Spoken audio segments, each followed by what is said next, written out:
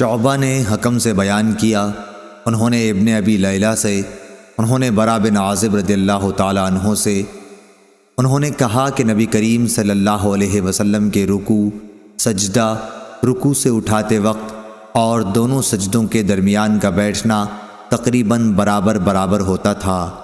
صحیح بخاری حدیث نمبر 801۔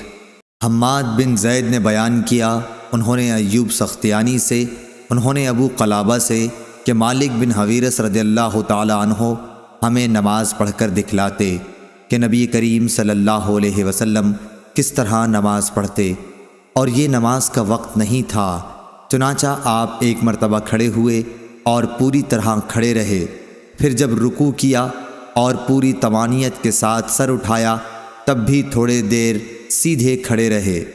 ابو قلابہ نے بیان کیا کہ مالک رضی اللہ تعالی عنہ نے ہمارے اس شیخ ابو یزید کی طرح نماز پڑھائی۔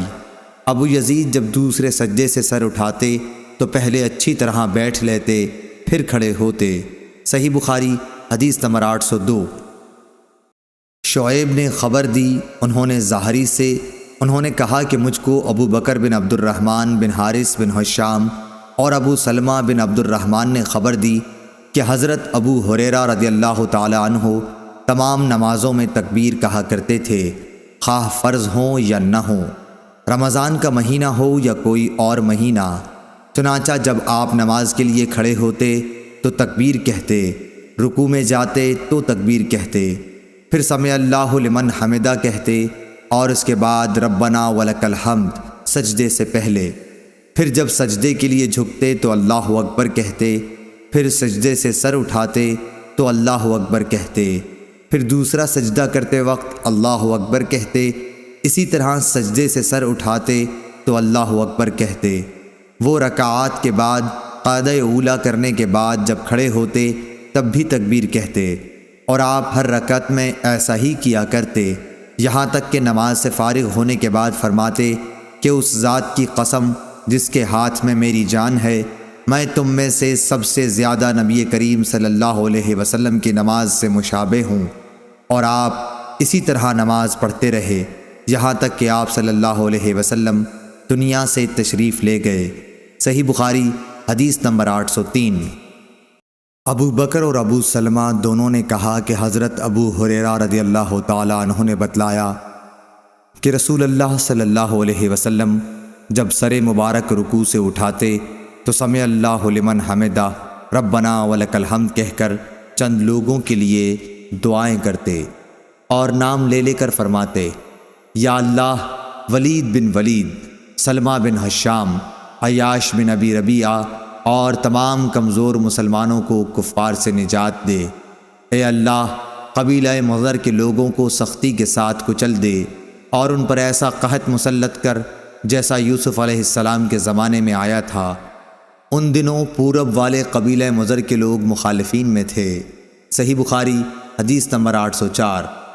علی بن عبداللہ مدینی نے بیان کیا، کہا کہ ہم سے سفیان بن عینہ نے بار بار زہری سے یہ بیان کیا کہ انہوں نے کہا کہ میں نے انس بن مالک رحمۃ اللہ علیہ کو یہ کہتے ہوئے سنا کہ رسول اللہ صلی اللہ علیہ وسلم گھوڑے سے زمین پر گر گئے۔ سفیان نے اکثر بجائے ان فرس کے من فرس کہا۔ گرنے سے آپ کا دایاں پہلو زخمی ہو گیا تو ہم آپ کی خدمت میں عیادت کی غرض سے حاضر ہوئے، اتنے میں نماز کا وقت ہو گیا اور آپ نے ہمیں بیٹھ کر نماز پڑھائی، ہم بھی بیٹھ گئے۔ سفیان نے ایک مرتبہ کہا کہ ہم نے بھی بیٹھ کر نماز پڑھی۔ جب آپ نماز سے فارغ ہو گئے تو فرمایا کہ امام اس لیے ہے کہ اس کی اقتدا کی جائے، اس لیے جب وہ تکبیر کہے تو تم بھی تکبیر کہو، جب رکوع کرے تو تم بھی رکوع کرو، جب سر اٹھائے تو تم بھی سر اٹھاؤ، اور جب وہ سمع اللہ لمن حمدہ کہے تو تم ربنا ولک الحمد کہو، اور جب سجدہ کرے تو تم بھی سجدہ کرو۔ سفیان نے اپنے شاگرد علی بن مدینی سے پوچھا کہ کیا معمر نے بھی اسی طرح حدیث بیان کی تھی؟ علی کہتے ہیں کہ میں نے کہا جی ہاں۔ اس پر سفیان بولے کہ معمر کو حدیث یاد تھی۔ زہری نے یوں کہا ولک الحمد۔ سفیان نے یہ بھی کہا کہ مجھے یاد ہے کہ زہری نے یوں کہا، آپ کا دایاں بازو چھل گیا تھا جب ہم زہری کے پاس سے نکلے۔ ابن جریح نے کہا میں ظاہری کے پاس موجود تھا تو انہوں نے یوں کہا کہ آپ کی داہنی پنڈلی چھل گئی۔ صحیح بخاری حدیث نمبر 805۔ سعید بن مسیب اور عطا بن یزید لیثی نے خبر دی کہ ابو ہریرہ رضی اللہ تعالیٰ عنہ نے انہیں خبر دی کہ لوگوں نے پوچھا، یا رسول اللہ، کیا ہم اپنے رب کو قیامت میں دیکھ سکیں گے؟ آپ نے جواب کے لیے پوچھا، کیا تمہیں 14ویں رات کے چاند کو دیکھنے میں جبکہ اس کے قریب کہیں بادل بھی نہ ہو شبہ ہوتا ہے؟ لوگ بولے، ہرگز نہیں یا رسول اللہ صلی اللہ علیہ وسلم۔ پھر آپ نے پوچھا، اور کیا تمہیں سورج کے دیکھنے میں جبکہ اس کے قریب کہیں بادل بھی نہ ہو شبہ ہوتا ہے؟ لوگوں نے کہا کہ نہیں یا رسول اللہ۔ پھر آپ نے فرمایا، رب العزت کو تم اسی طرح دیکھو گے۔ لوگ قیامت کے دن جمع کیے جائیں گے، پھر اللہ تعالیٰ فرمائے گا کہ جو جسے پوجتا تھا وہ اس کے ساتھ ہو جائے۔ چنانچہ بہت سے لوگ سورج کے پیچھے ہو لیں گے، بہت سے چاند اور بہت سے بتوں کے ساتھ ہو لیں گے۔ یہ امت باقی رہ جائے گی، اس میں منافقین بھی ہوں گے۔ پھر اللہ تعالیٰ ایک نئی صورت میں آئے گا اور ان سے کہے گا کہ میں تمہارا رب ہوں۔ وہ منافقین کہیں گے کہ ہم یہیں اپنے رب کے آنے تک کھڑے رہیں گے، جب ہمارا رب آئے گا تو ہم اسے پہچان لیں گے۔ پھر اللہ عز و جل ان کے پاس ایسی صورت میں جسے وہ پہچان لیں آئے گا اور فرمائے گا کہ میں تمہارا رب ہوں۔ وہ بھی کہیں گے کہ بے شک تو ہمارا رب ہے۔ پھر اللہ تعالیٰ بلائے گا، پل صراط جہنم کے بیچوں بیچ رکھا جائے گا، اور حضرت صلی اللہ علیہ وسلم فرماتے ہیں کہ میں اپنی امت کے ساتھ اس سے گزرنے والا سب سے پہلا رسول ہوں گا۔ اس روز سوائے انبیاء کے کوئی بھی بات نہ کر سکے گا، اور انبیاء بھی صرف یہ کہیں گے، اے اللہ مجھے محفوظ رکھیو، اے اللہ مجھے محفوظ رکھیو۔ اور جہنم میں سعدان کے کانٹوں کی طرح آکس ہوں گے۔ سعدان کے کانٹے تو تم نے دیکھے ہوں گے۔ صحابہ رضی اللہ تعالیٰ عنہ نے عرض کیا کہ ہاں۔ آپ نے فرمایا، تو وہ سعدان کے کانٹوں کی طرح ہوں گے، البتہ ان کے طول و عرض کو سوائے اللہ تعالیٰ کے اور کوئی نہیں جانتا۔ یہ آنکس لوگوں کو ان کے اعمال کے مطابق کھینچ لیں گے۔ بہت سے لوگ اپنے عمل کی وجہ سے ہلاک ہوں گے، بہت سے ٹکڑے ٹکڑے ہو جائیں گے، پھر ان کی نجات ہوگی۔ جہنمیوں میں سے اللہ تعالیٰ جس پر رحم فرمانا چاہے گا تو ملائکہ کو حکم دے گا کہ جو خالص اللہ تعالیٰ ہی کی عبادت کرتے تھے انہیں باہر نکال لو۔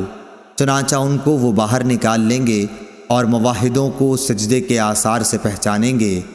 اللہ تعالیٰ نے جہنم پر سجدے کے آثار کا جلانا حرام کر دیا ہے۔ چنانچہ یہ جب جہنم سے نکالے جائیں گے تو اثر سجدہ کے سوا ان کے جسم کے تمام ہی حصوں کو آگ جلا چکی ہوگی۔ جب جہنم سے باہر ہوں گے تو بالکل جل چکے ہوں گے، اس لیے ان پر آب حیات ڈالا جائے گا، جس سے وہ اس طرح ابھر آئیں گے جیسے سیلاب کے کوڑے کرکٹ پر سیلاب کے تھمنے کے بعد سبزہ ابھر آتا ہے۔ پھر اللہ تعالیٰ بندوں کے حساب سے فارغ ہو جائے گا، لیکن ایک شخص جنت اور دوزخ کے درمیان اب بھی باقی رہ جائے گا۔ یہ جنت میں داخل ہونے والا آخری دوزخی شخص ہوگا۔ اس کا منہ دوزخ کی طرف ہوگا، اس لیے کہے گا کہ اے میرے رب، میرے منہ کو دوزخ کی طرف سے پھیر دے، کیونکہ اس کی بدبو مجھ کو مارے ڈالتی ہے اور اس کی چمک مجھے جلائے دیتی ہے۔ اللہ تعالیٰ پوچھے گا، کیا اگر تیری یہ تمنا پوری کر دوں تو دوبارہ کوئی نیا سوال تو نہیں کرے گا؟ بندہ کہے گا، نہیں، تیری بزرگی کی قسم۔ اور جیسے جیسے اللہ چاہے گا وہ قول و قرار کرے گا۔ آخر اللہ تعالیٰ جہنم کی طرف سے اس کا منہ پھیر دے گا۔ جب وہ جنت کی طرف منہ کرے گا اور اس کی شادابی نظروں کے سامنے آئی تو اللہ نے جتنی دیر چاہا وہ چپ رہے گا، لیکن پھر بول پڑے گا، اے اللہ مجھے جنت کے دروازے کے قریب پہنچا دے۔ اللہ تعالیٰ پوچھے گا، کیا تو نے عہد و پیمان نہیں باندھا تھا کہ اس ایک سوال کے سوا اور کوئی سوال تو نہیں کرے گا؟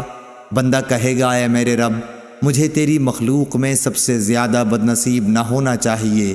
اللہ رب العزت فرمائے گا کہ پھر کیا ضمانت ہے کہ اگر تیری یہ تمنا پوری کر دی گئی تو دوسرا کوئی سوال نہیں کرے گا؟ بندہ کہے گا، نہیں، تیری عزت کی قسم، اب دوسرا سوال کوئی تجھ سے نہیں کروں گا۔ چنانچہ اپنے رب سے ہر طرح عہد و پیمان باندھے گا اور جنت کے دروازے تک پہنچا دیا جائے گا۔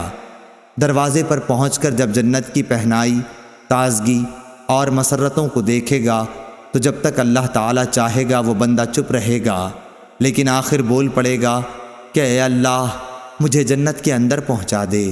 اللہ تعالیٰ فرمائے گا افسوس اے ابن آدم، تو ایسا دغاباز کیوں بن گیا؟ کیا ابھی تو نے عہد و پیمان نہیں باندھا تھا کہ جو کچھ مجھے دے دیا گیا اس سے زیادہ اور کچھ نہیں مانگوں گا؟ بندہ کہے گا اے رب مجھے اپنی سب سے زیادہ بدنصیب مخلوق نہ بنا۔ اللہ پاک ہنس دے گا اور اسے جنت میں بھی داخلے کی اجازت عطا فرما دے گا، اور پھر فرمائے گا مانگ کیا ہے تیری تمنا؟ چنانچہ وہ اپنی تمنائیں اللہ تعالیٰ کے سامنے رکھے گا، اور جب تمام تمنائیں ختم ہو جائیں گی تو اللہ تعالیٰ فرمائے گا کہ فلاں چیز اور مانگو، فلاں چیز کا مزید سوال کرو۔ خود اللہ پاک ہی یاد دہانی کرائے گا، اور جب وہ تمام تمنائیں پوری ہو جائیں گی تو فرمائے گا کہ تمہیں یہ سب اور اتنی ہی اور دی گئیں۔ حضرت ابو سعید خدری رضی اللہ تعالیٰ عنہ نے حضرت ابو ہریرہ رضی اللہ تعالیٰ عنہ سے کہا کہ رسول اللہ صلی اللہ علیہ وسلم نے فرمایا کہ یہ اور اس سے 10 گنا اور زیادہ تمہیں دی گئیں۔ اس پر حضرت ابو ہریرہ رضی اللہ تعالیٰ عنہ نے فرمایا کہ رسول اللہ صلی اللہ علیہ وسلم کی یہی بات صرف مجھے یاد ہے کہ تمہیں یہ تمنائیں اور اتنی ہی اور دی گئیں، لیکن حضرت ابو سعید رضی اللہ تعالیٰ عنہ نے فرمایا کہ میں نے آپ کو یہ کہتے سنا تھا کہ یہ اور اس کی 10 گنا تمنائیں تجھ کو دی گئیں۔ صحیح بخاری حدیث نمبر 806۔ یحییٰ بن بکیر نے بیان کیا، کہا کہ مجھ سے بکر بن مضر نے عفر بن ربیعہ سے بیان کیا، انہوں نے عبد الرحمن بن حرمز سے، انہوں نے عبداللہ بن مالک بن بحینے سے کہ نبی کریم صلی اللہ علیہ وسلم جب نماز پڑھتے تو سجدے میں اپنے دونوں بازوؤں کو اس قدر پھیلا دیتے کہ بغل کی سفیدی ظاہر ہو جاتی تھی۔ لیث بن سعد نے بیان کیا کہ مجھ سے جعفر بن ربیعہ نے اسی طرح حدیث بیان کی۔ صحیح بخاری حدیث نمبر 807۔ سلط بن محمد بصری نے بیان کیا، کہا ہم سے مہدی بن میمون نے واصل سے بیان کیا، انہوں نے ابو وائل سے، انہوں نے حذیفہ رضی اللہ تعالیٰ عنہ سے کہ انہوں نے ایک شخص کو دیکھا جو رکوع اور سجدہ پوری طرح نہیں کرتا تھا۔ جب وہ نماز پڑھ چکا تو انہوں نے اس سے فرمایا کہ تو نے نماز ہی نہیں پڑھی۔ ابو وائل نے کہا کہ مجھے یاد آتا ہے کہ حذیفہ نے یہ فرمایا کہ اگر تم مر گئے تو تمہاری موت محمد صلی اللہ علیہ وسلم کے طریق پر نہیں ہوگی۔ صحیح بخاری حدیث نمبر 808۔ سفیان ثوری نے عمرو بن دینار سے بیان کیا، انہوں نے طاؤس سے، انہوں نے حضرت ابن عباس رضی اللہ تعالیٰ عنہ سے، آپ نے بتلایا کہ نبی کریم صلی اللہ علیہ وسلم کو 7 اعضاء پر سجدے کا حکم دیا گیا تھا، اس طرح کہ نہ بالوں کو آپ سمیٹتے نہ کپڑے کو۔ وہ 7 اعضاء یہ ہیں: پیشانی، مائع ناک، دونوں ہاتھ، دونوں گھٹنے اور دونوں پاؤں۔ صحیح بخاری حدیث نمبر 809۔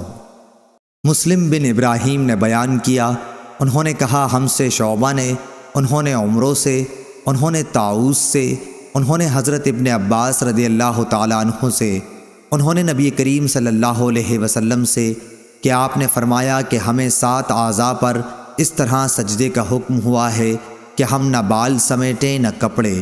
صحیح بخاری حدیث نمبر 810۔